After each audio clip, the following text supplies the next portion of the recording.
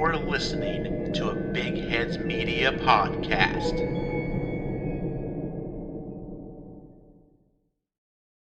Tonight, I talk about one town surrounded by a whole bunch of shipwrecks, and we're going to talk about two in particular. It is Thunder Bay, Ontario, Canada. All that and more on Small Town Secrets.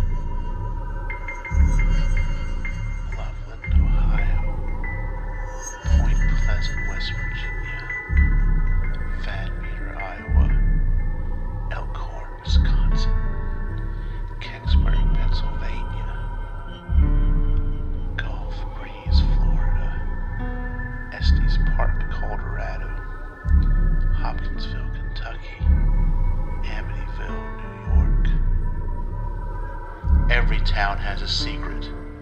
What is yours?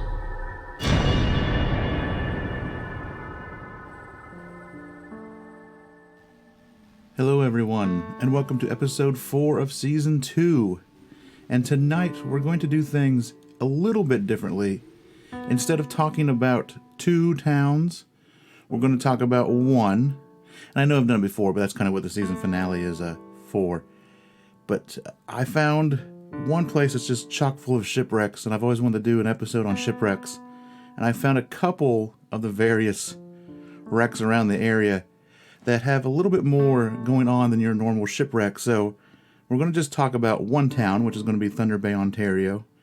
And we're going to talk about 2 shipwrecks that happened in the bay, actually around a little island called Isle Royale. So it's kind of weird. So the town of Thunder Bay is in Ontario, but the island that all these shipwrecks kind of seem to happen around is in Michigan. It's almost like the borderline goes down and then up and around the Isle of Royale and comes back, almost like we wanted it for some reason. So that's how it ended up. But we're going to talk about the SS Algoma and the SS Kamloops.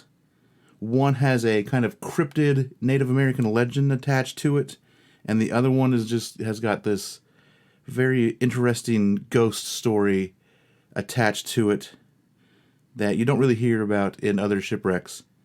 And that is what we are going to talk about tonight. But before we get on to that, I just want to take a little second and thank everyone for listening, thank everyone for supporting the show once again.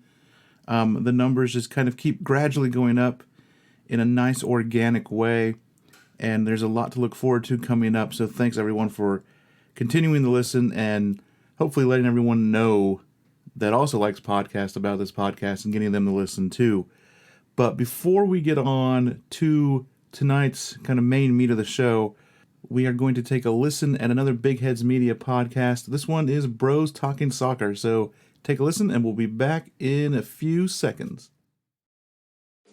My name is Dave Knittel. I'm Christian Knittel. And my name is Matthew Knittel. We are the 3 hosts of the Bros Talking Soccer podcast. You may have noticed that we all have the same last name. Well, that's because we are brothers bros talking soccer. Get it? On Bros Talking Soccer, we talked about what's happening in American and European soccer. We also have interview episodes where we talk with guests working on grassroots projects in American or European soccer. Follow us on Twitter at BT Soccer Pod or visit our website, brostalkingsoccer.com, for more info. All of our shows are recorded on YouTube, where you can come interact with us as we record. Bros Talking Soccer is available on iTunes, Spotify, Stitcher, and wherever else you listen to podcasts. Just search Bros Talking Soccer. Hope to talk to you again soon. And we are back. And like I said, we're just going to talk about one town. It's Thunder Bay, Ontario. And we're going to discuss the SS Algoma first and the story of the Mishepeshu, which is a Native American word and also very fun to say, the Mishepeshu. But let's talk about Thunder Bay just a little bit first. Thunder Bay sits on the coast of Lake Superior, just north of the Michigan border. It boasts a population of around 108,000. It is actually an amalgamation of former cities Port Arthur and Fort William. On January 1st of 1970, the city of Thunder Bay was officially born when the two towns were put together and renamed Thunder Bay. Just off the coast, on the U.S. side of the border, lies Isle Royale. It's now a state park full of hiking trails and campgrounds. Surrounding the island are a number of shipwrecks. One of them is called the SS Algoma. Built by Ankin and Mansell in Glasgow, Scotland in 1883, it was a 262-foot-long screw steamer used by the Canadian Pacific Railway Company. It had two sister ships, the Athabasca and the Alberta. All three were identical. They were intended to be passenger ships on the Great Lakes.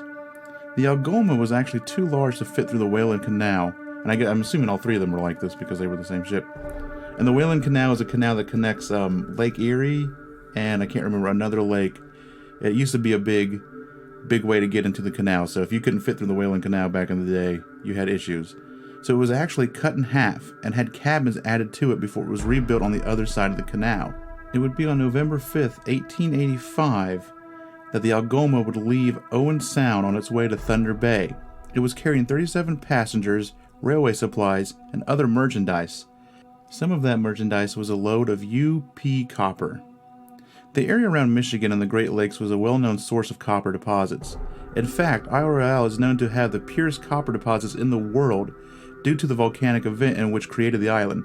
The copper-bearing bedrock was exposed above the waterline. This exposure to the open air burned away all the sulfur impurities.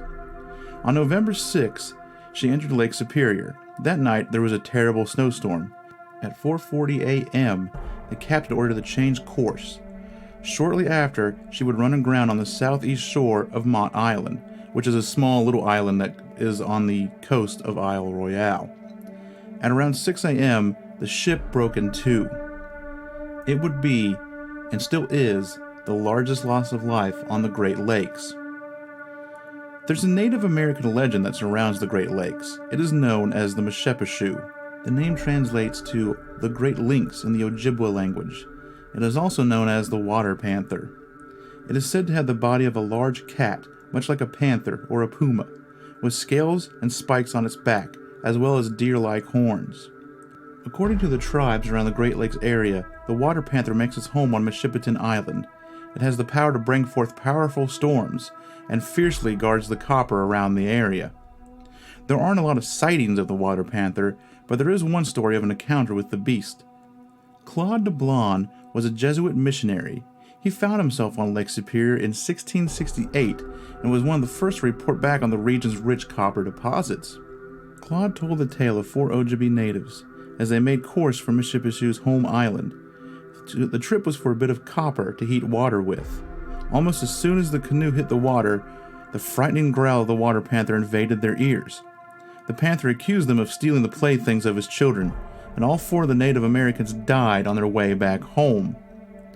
Could this mythical creature be the reason why the SS Algoma and many others who also took copper from the area met their fate during violent storms in Lake Superior?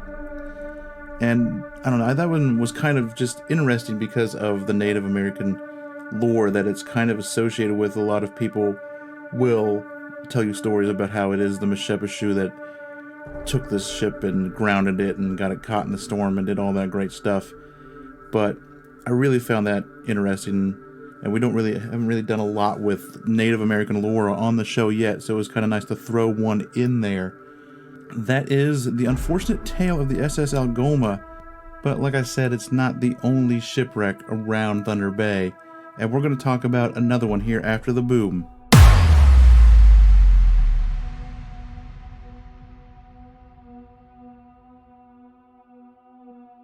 So the SS Algoma is an interesting story because of its ties with Native American folklore and possibly a Great Lake cryptid of some sort. But The SS Kamloops is, I think, I don't know how to explain it. It feels more maritime-y type of paranormal story than the other one. But it has a little bit of a twist to it, and I really wanted to talk about it, so let's get into our second shipwreck on Thunder Bay, the SS Kamloops. The SS Algoma isn't the only shipwreck around Thunder Bay, and like I said, there are plenty. However, not all of them have a dead body that is also haunted by a ghost. Only the SS Kamloops can claim that story. The Kamloops was a 250-foot-long canaler that was built by the Furnish Shipbuilding Company in 1924. It was a smaller ship that was unpopular at the time in the Great Lakes. Its smaller size was needed to more easily get through the Whalen Canal that I mentioned earlier. Its last voyage started on December 1st, 1927. The Kamloops made its way with considerable cargo through Lake Huron and the Sault Ste. Marie Canal, and then onto Lake Superior. And if you don't know a lot about the Great Lakes, like Lake Superior it has the reputation for being the kind of, I don't want to say rugged because it's a lake. I don't know if water is rugged, but the most challenging of the Great Lakes to get through and to deal with. Just like the Algoma, the Kamloops got caught in a major winter storm. The Kamloops' sister ship, the Quedagh, was following the Kamloops when it saw a dark object rise out of the water and changed course. It warned the Kamloops, but it lost sight of the ship in the heavy fog. There was not only fog, but heavy ice had built up on the ship, which probably made sailing it all the more difficult. It was last seen on dusk on December 6, steaming towards the southeastern shore of Isle Royale. A search vessel was sent out on December 12th. It searched until the 22nd with no sign of the ship or the crew. It wouldn't be until the next spring of June 1928. Many fishermen discovered some human remains and wreckage from the ship. Out of the 22 men and women, all who died when the ship went down, only 9 were recovered. And out of those 9, only 5 of them were ever identified. And they are all now buried, I believe, at a memorial at Thunder Bay. These 9 people, I think all 9 of them, were actually found on the shore of Isle Royale. So I'm going to go out on a short limb and say that back in the 20s, Isle Royale was not a state park. Well, no, because it was before the Great Depression. So no, it wouldn't have been a state park. It was probably just a completely uninhabited island, and they had made it to shore, but probably died of exposure on shore because they were basically on, an island and no one was there to find them, and died from the elements, from the cold of being out in the middle of nowhere after probably being drenched in, soaked in water. And then add the winter on top of that, and probably no supplies and no food, no nothing to survive, and they just probably died out there on shore. In fact, in December of 1928, a trapper found a message in a bottle at the mouth of the Ottawa River in Ontario, Canada. The note in the bottle was written by one Alice Bettridge, who was a stewardess on the Kamloops. The message said, "I am the last one left alive, freezing and starving to death on Isle Royale in Lake Superior. I just want Mom and Dad to know my fate." As time marched on, modern divers started diving down into the cold depths of Lake Superior and exploring the wreckage of the Kamloops. Because the water of Lake Superior always stays just above freezing at its depths, and there's not a lot of life in the water, the wreck and a lot of its cargo are still very much preserved. Lifesavers, candy, and farming equipment wasn't the only thing on the ship that was preserved by the cold water. Divers who explored the wreck would start to tell stories of an entity they deemed Grandpa. Stories ranged from seeing a pale white crew member watch divers through portholes or be posted up in the bunks. Others would say that he would wander through the ship, going about his business as if it was still alive.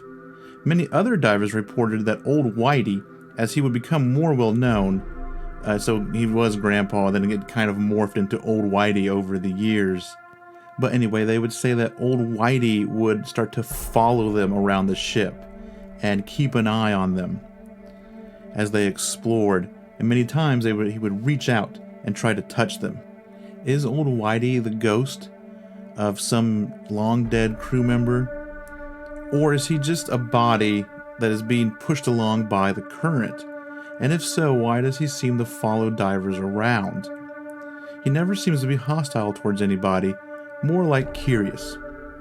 We don't know the identity of Old Whitey, nor exactly how the Kamloops came to be a rusted hulk at the bottom of Lake Superior, but perhaps if we did, Old Whitey could finally rest in peace. And I will post it in the show notes. There is a YouTube video of someone exploring the Kamloops wreckage, and I think like 2 minutes in, look at the comments, it'll tell you exactly when it happens. You can see what many people are saying are Old Whitey's feet. There's not a lot of pictures of Old Whitey, but it's an interesting video. I don't think it was made to be like, here's Old Whitey. I think it was made to be like, here's the Kamloops, and then he kind of caught this strange thing on the on video as he was going about, and probably didn't realize it until way later. But that is a story of two, I think, of the more interesting shipwrecks around Thunder Bay. Maybe one of these days I'll take a look at the other ones and see what else is there. Maybe we could do a second Thunder Bay shipwreck episode. But we are going to take a small musical break and come back, like we always do, with some local headlines.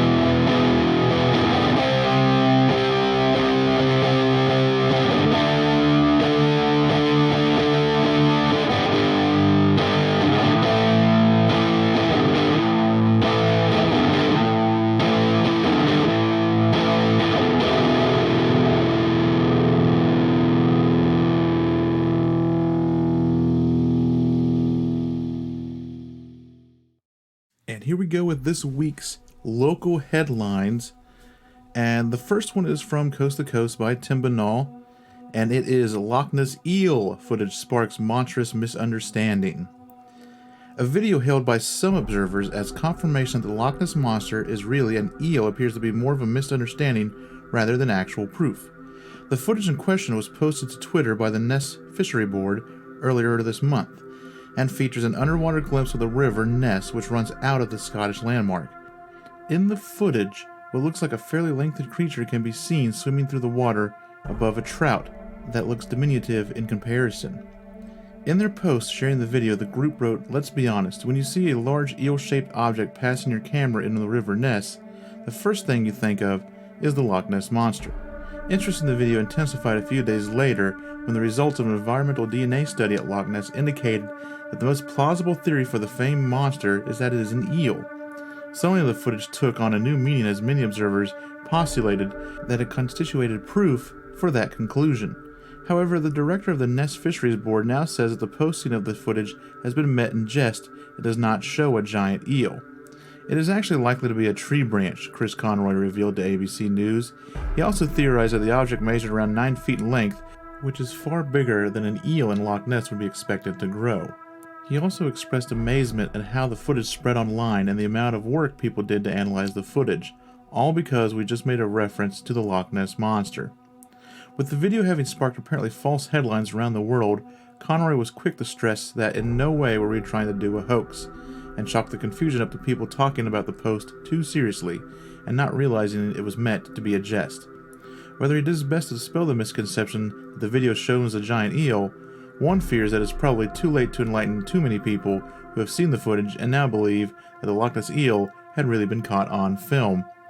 And I don't think I did the news story, but yeah, a couple weeks ago they did come out with some DNA stuff and said, hey, if the Loch Ness Monster exists, it's probably an eel. And everyone's kind of acting like this is a new thing, and this isn't a new thing. I remember years ago there were people postulating that it was an eel because they were finding large, kind of muddy eel tracks on the shore, much larger than any eel that would live in fresh water would be, and that's what they were kind of getting at, was that, yeah, it's not, an ancient dinosaur, but it is a much larger eel than it should be, which still in itself would be interesting, but I just wanted to read this one to kind of dispel if anyone has seen the video. You can watch it. It's not like a great video. It could be an eel. It could also be a log. It could be a giant rubber band. There was another kind of sea monster video also a couple weeks ago about in some lake or some river in China, and it turned out to be a giant rubber band off of some machinery. I don't remember. Did I do the story on that or not? I don't even remember. Moving on, we're going to go over to drovers.com. This is written by Greg Henderson, and this has been on the news a lot, are the cattle mutilations in Oregon, and this is bulls killed, mutilated on Oregon ranch. Oregon authorities are investigating the deaths and mutilation of 5 bulls on the Silvies Valley Ranch. The bull carcasses were discovered July 30th and 31st on the ranch in Harney County with no obvious cause of death. Colby Marshall, vice president of the Silvies Valley Ranch, told the Capitol Press there are no outward signs of a struggle, no rope burns on trees, no scattered hoof prints, no strangulation marks. The bulls, he said, looked like they simply fell over and died. Even stranger than the deaths, Harney County Sheriff Department Deputy Dan Jenkins said there are mutilations. Only a few pieces of the body were removed on each animal: the anus, scrotum, testicles, and tongues. One bull was also missing its penis and the tip of one ear. The Harney County Sheriff's Office, the Oregon State Police, and the Moohalf Natural Forest Immigrant Creek Ranger District are investigating. Deputy Jenkins said a necropsy to determine the cause of death was not possible because when found, the bulls were already past the 24-hour window when a veterinary inspection would have been effective. Jenkins told the Capitol Press the missing body parts don't appear to have been chewed, but the wounds appeared clean cut. The parts were definitely cut out with a sharp blade, he said. There weren't any signs of predatory eating or chewing. They were cut out by at least one person. The Oregon Cattlemen's Association has offered a reward up to $1,000 to anyone who can provide information leading to the arrest and conviction of whomever is responsible. A separate $25,000 reward is also being offered by an interested party. Those with information about the case should call the Harney County Dispatch Center at 541-573-6156. And this last one is a bit of an update, and it's been around, so I bet a lot of you have probably already seen it. This is from Newsweek, written by Kelly Wynn, and exclusive: making a murder confession. Convicted Wisconsin murderer allegedly confesses to killing Teresa Halbach. A Wisconsin inmate has reportedly confessed to the murder of Teresa Halbach. The inmate, who will remain unnamed until Wisconsin law enforcement has access to said confession, told filmmakers of an upcoming documentary series convicting a murderer that he was responsible for the infamous death as seen on Making a Murderer. Currently, there are 2 men behind bars for Halbach's death. Both claim they are innocent. Stephen Avery and Brendan Dassey have both spent years fighting for their freedom. Dassey took his case all the way to the Supreme Court, where his attempt at a new trial was rejected, while Avery continues the appeals process. Sean Reck, director of Convicting a Murderer, told Newsweek his crew were given the confession while filming the documentary series. We haven't confirmed the legitimacy of the confession, but seeing as it was given by a notable convicted murderer from Wisconsin, we feel responsible to deliver any and all possible evidence to law enforcement and legal teams, he told Newsweek. Having been in production for 20 months, we've uncovered an unfathomable amount of information and evidence that is leading us to the truth. Our investigation does not end there. Rick also confirms the confession did not come from Dassey or Avery. If the secret inmate's confession is found reliable, it could spark freedom for both Dassey and Avery. Much of America joined forces to support exoneration for the uncle and nephew pair after the 2 parts of Making a Murderer premiered on Netflix in 2016. The documentary series took viewers into the lives of Dassey and Avery's family while diving deep into forensic evidence that could point to a third-party killer. Catherine Zellner, Avery's current lawyer, has a handful of theories that point to other members of the Dassey family as Halbach's killers. She spent years recreating parts of the crime scene and evidence in hopes of proving Avery couldn't have committed the murder he's convicted of. If Avery is exonerated, he will be the second time he is wrongly convicted of a violent crime in the state of Wisconsin. Convicting a Murder is a 10-part documentary series currently in post-production according to the Internet Movie Database.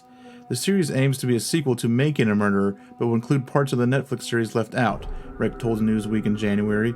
I watched Making a Murderer like tens of millions of others, Rick said. After watching the series, I was angry with law enforcement and even embarrassed as an American because of what have appeared to have happened to Stephen and Brendan. But after doing a little bit of follow-up research, I learned that not only did I not have the whole story, but I was misled by the series. And I'm saying this as a fan, not an established documentary filmmaker. In the docuseries, a handful of law enforcement figures who believe Avery is guilty, like Andy Colburn, are expected to appear. And that has been this week's local headlines.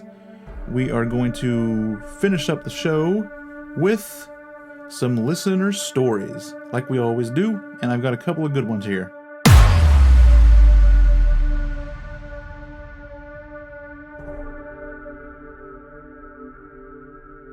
So tonight we have, once again, 2 listener stories. The first one is from a Reddit user, Alanzer23, and this happened on Vancouver Island. So this happened to me a couple of weeks ago on vacation with my family. I've had trouble explaining it to my family members, and even myself, so I'd figured I'd share it here. First, a little bit of context. I live in British Columbia, Canada, and every summer my family likes to go out on weekend trips in order to get away and relax. This past summer, we decided to head out to Vancouver Island to explore and visit the beaches. Beautiful place, by the way. Now on to the freaky bit. My family was driving out to the northern tip of Vancouver Island when we came across some road construction. Now we were in the middle of a heavily forested area, stuck in traffic, waiting for the crews to wave us along. Naturally, I fell asleep in the car. I woke up at what felt like an hour later to see that we still weren't moving. I looked at my dad and his eyes were just fixed on the road, still waiting on the crews to wave us forward. My mom is asleep in the back seat and my little sister is staring out the window, listening to music. I remember thinking at the time that it was oddly quiet for a construction site. No sounds of machinery or heavy equipment, but didn't seem significant at the time. My eyes naturally gravitated toward the passenger side window, as well as something caught my eye. On the side of the road, beside a cluster of trees, I see what appeared to be a young girl, standing beside a tree looking over at us. She appeared to be no older than 10 or 11. Now at first I assume it's just a girl from one of the cars lined up behind us, also stuck in traffic, as it wouldn't be too far out of the ordinary to assume that just a kid got bored sitting in the car and decided to explore the surrounding woods. What stuck out to me as different is the clothes the girl was wearing. They seemed old. She was wearing a white sundress with little blue dots and a black headband. Now again, this was in August. Not too out of the ordinary, I guessed. She was just kind of pacing around back and forth between the trees on the side of the road. I realized I must have looked super weird just looking at this girl, so I decided I was just overthinking things. That was not before she and I made brief eye contact, which I responded with a smile and a friendly wave. She waved back and also smiled at me. But then I noticed another defining feature: her eyes. They were completely blue. Like her pupils and what should have been the whites of her eyes were a deep navy blue. I tried to remain calm as possible and slowly began to look away, as I was completely freaked out at this point. It was then that a boy also emerged from behind one of the trees. He appeared to be a little older, maybe 15 or so. He was quite lanky, with freckles on his cheeks. He was wearing a band t-shirt with jeans and Adidas sneakers. Eyes of the same shade of navy blue. They both began to beckon over to me, as if to get me to get out of the car and join them in the woods. Being pretty creeped out at this point, I looked back at my sister to see if she was also seeing this. She was also staring out the window, eyes wide in disbelief. I then noticed that she was slowly reaching for the car door, eyes still fixed on the two kids, who are now beckoning a little more urgently. The looks on their faces going from friendly to impatient and a little aggressive. I proceeded to shout her name and to get her to snap out of whatever trance she was in. I tried to get the attention of my dad beside me, but to my horror, I also realized I can't speak. Like my lips were moving, but no words were coming out of my mouth. I tried shaking my dad, but he seemed completely unfazed and kept his eyes glued on the road. My sister also tried shaking my mom awake, but to the same effect. As I'm trying to remain calm myself, I tell my sister to just close her eyes and count to 20 with me. Something my parents and I used to tell her when she was younger in order to get her to calm down from her anxiety. I hadn't done that in years, but I had to do something. Together we both closed our eyes and started counting together. When we opened them again, the world suddenly seemed to come alive again. I could hear the sound of construction workers yelling to each other, as well as the sounds of engines and other cars surrounding us. I look outside, and unsurprisingly the kids were gone. I look over and ask my dad how long we've been in traffic, and he said for roughly 10 minutes. When we finally get moving again, I wasted no time in telling my parents what I'd seen. However, my dad told me that he glanced over to me a couple of times, and I was just zoned out staring out the window. The rest of our vacation went by normal, nothing out of the ordinary, and we all had a good time. My sister even seemed to play it off as some sort of weird dream, and for some reason we had shared it. It was when I got home to the mainland that I started really looking into my experience. I of course hit on the possibility that I just dreamt the whole thing, but I always come back to the fact that my sister and I were both conscious, or at least had the same experience, and can both recall little details. I have looked all over Reddit and have seen similar stories to blue-eyed children, but nothing really matching me and my sister's experience. I'm posting this here to see what everyone has to say about it. I know it's a little long, but it really does intrigue me. If nothing else, I'll have a creepy story to tell at campfires or when hanging out with friends.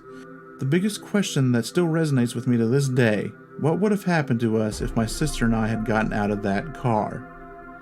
And to me, it sounds like, I've never heard of a lot of blue-eyed kid stories, but it almost sounds to me like, could it have been some black-eyed kids, and maybe, I'm assuming if there's a lot of traffic and a lot of construction, there's a lot of lights going around. Could it have been reflections of all these lights from these black eyes that made them appear more blue? And it also seems that they experienced the Oz effect that you hear about, where all the sound drains out and everything just gets very, like, I don't want to say calm, but, you know, all the senses just kind of dull and all the sound around you just fades away for a little bit. But I thought it was a really interesting and well-written tale, so I wanted to throw it on the show. I'll link it in the show notes, so if anyone wants to get on Reddit and add a comment to it, you'll be able to find it. And our last story is from Lafayette, Indiana, and this was sent in by Landon Lindsay, and he is telling a story that he is looking into it. He's investigating this UFO sighting that some family members had a while back. So he sent me a little snippet of what they said and a picture. So we're going to throw that into the show notes. If anyone around the Lafayette, Indiana, or anywhere near there has ever seen this craft, this drawing, take a look at it. He's got some good information on it. Let us know. Write us into the show. The show's email is stscastmail@gmail.com. If you have any information, let me know. Send it on into the show, and I'll forward it on to Landon so he can continue his investigation. It was night, around 9 p.m. They were home alone. They lived out in the country, with the nearest neighbor being a quarter mile away, and both of them were getting ready to go to bed when they saw the lights outside from the living room window facing the backyard, which was a large cornfield. The older one attempted to go outside to get a better look, and the other remained inside. Then the craft started coming closer to the house, and the older girl ran back inside. The older girl didn't get a good look, but the younger one saw it as it approached and gave the description seen in the drawing. It was low flying and kicked up dust from the cornfield as it hovered at an angle. They both ran into the bathroom to hide, and they heard the craft hovering above their house. It was an extremely loud hum. They both confirmed it wasn't a helicopter. They said it sounded similar to the tripods from the War of the Worlds, the Tom Cruise one. After a few minutes, the hums vanished and the craft was gone. They later told their parents, but they weren't taken seriously. And he has some additional information in the drawing. It happened in August or September of 1977, or possibly 1978, in West Lafayette, Indiana. Looks like there's also some GPS, or not GPS coordinates, but latitude, longitude coordinates. And he's just got, he's got a pretty good drawing there. He's got some, heights of the craft and where it was and different stuff. So check that out. Like I said, if anyone has any information, let us know, and I'll get it to them. And that has been this week's listener stories for episode 4 of season 2. And that wraps up this episode of the show. If you have a small town secret you would like to share, it could be a UFO encounter, it could be a blue-eyed / black-eyed kids encounter, it could be a local legend, a local true crime story, anything really that you want to share about your small town. There are plenty of ways to get it to me. You can go to stscast.com, scroll down to the bottom of that main page, and there's an email form right there, or you can email it directly into stscastmail@gmail.com. You can also hit me up on social media. Facebook and Twitter both use the same name. It's at STScast. And I'm also on Instagram. That is stscast.gram. I'm most active on Twitter, so if you have a story, you can get on there and get it to me that way too. There's also a subreddit for the show, which is STS Listener Stories. There's also a link at the bottom. At the bottom of the page, there's links to all the social media, all the ways to listen to the show, the subreddit, everything. Other things you can find on STS Cast are episode summaries. So all the show notes are there, all the links, all the sources, pictures that go with the episode if you want to take a look at those. There are also ways to support the show on there. There, of course, is the Dirty Knees Soap Company link if you need some good soap and other bathroom products that are just naturally made and just smell fantastic. Go up to that link and check that out. If you use STS Cast, when you check out, you'll get 10% off. And there's also a PayPal donation link if you want to leave a donation to help the show out. And, of course, a bunch of merch is on the show as well. I went to the Mothman Festival last weekend, and I had a shirt made up that was very promoty. It had, to just walk around and kind of expose the show a little bit. And I had a lot of people compliment and actually really like it. So I think I'm going to make a series of shirts kind of based off that one. Simplify them down a little bit, take all the huge promotional stuff on. It was a Mothman Festival shirt, and I had the red eyes and stuff on it. So I'm thinking about maybe making 3 of them. Maybe making a Mothman one, maybe a Flatwoods Monster one, and a third one that I don't know yet. And just kind of making this little series of kind of, small town cryptid encounters and throwing those up on the store. So look for those soon. I'll probably try to dabble with that next week and see if I can come up with some designs. But I think that's going to do it. Next week is episode 5, so it will be True Crime Night, episode number 2 in that sense. And that's what you got to look forward to next episode. Until then, remember, every town has a secret. What is yours?